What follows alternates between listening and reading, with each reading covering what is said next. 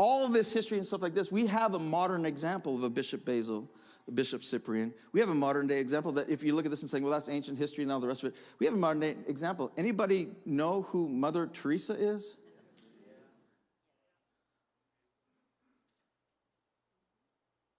Little, tiny little nun starts, she feels the call of God, and this is the thing that's amazing about her story. If you study her history and her story, it's amazing. Amazing. She feels the call of God, the love of Jesus, and she says, I have to do something. And she goes into Calcutta, and this is what she did. She says, I'm just going to help, not heal everybody. I'm not a nurse, I'm not a doctor. I'm just going to help people die with dignity. That's it. Did you know, when I studied history, I didn't know this, when I studied her history a little bit, did you know that if you were a Hindu, she would walk you down to the river and, according to your beliefs, and dip you, because that's what they believed was healing. If you were a Muslim, she would read the Quran to you. She did what, like, she's not out there with an ulterior motive. She's out there just to love and impact. Just to love and to impact. And this one woman who felt the call of God, who's like, I'm just going to help and love people. This one woman attracted so many other people that said, I want to go and help her and all the rest of it, that she founded the Missionaries of Charity, because so many people are doing this. She founded the Missionaries of Charity, and she encouraged other nuns and monks and said, go out and do this, and have, which Missions of Charity grew to over 4,500 nuns across 133 countries as of 2012. And there's more today. That's amazing.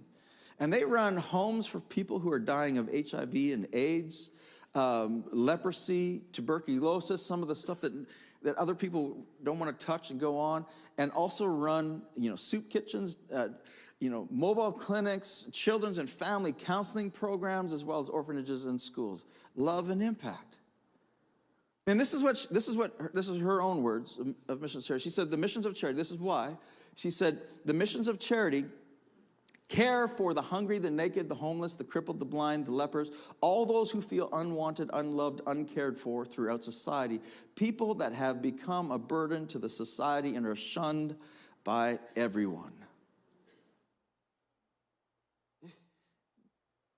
If you're going to become a Missions of Charity, you're going to take vows of chastity,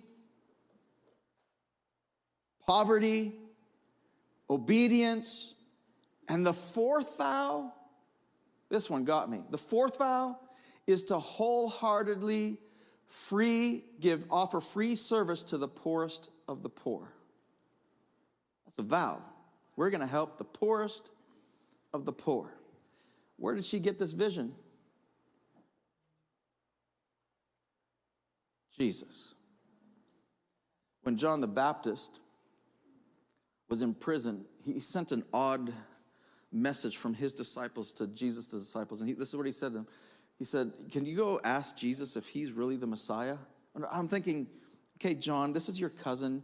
You've seen him miraculously born. You've seen him do all these miracles. You saw God himself speak from the clouds that this is my son when you baptize him. You saw all of this. Why are you questioning now? Like, why, when you're in prison, why are you questioning now? And part of that is revealed in Jesus' answer. Because Jesus didn't come as the Messiah everyone expected. Everyone expected this power, political power, to come and to set Israel free from the bondage of Rome. And Jesus came and didn't seek power at all. In fact, Jesus came, and this is what he reported. He says, go back and tell John. This is proof that I'm the Messiah, that I'm the one that you're seeking. He says, go back and tell John what's going on, that the blind see, the lame walk, the lepers are cleansed, the deaf hear, the dead are raised, the wretched of the earth learn that God is on their side. Is this what you were expecting? To which John would say, no. I was expecting you to take on and to proclaim the truth and especially expose our terrible Israel king and preach the truth to such a way that Caesar would get saved and we could transform. No, that's not what I was expecting. What were you expecting? He says, if this is what you're expecting, he said, then count yourself most favored, blessed. If you're expecting that Jesus would come and help, in his words, the wretched of the earth to know that God is on their side. In that is our mission. Come on. In fact, Jesus taught us all to pray. He taught us to pray this way. He says, this is then how you should pray. Our Father, come on, you know it. Art in heaven, hallowed be your name. Your kingdom come, your will be done on earth, just like your will is done in heaven. That our job, our mission is to invite the kingdom of God to earth.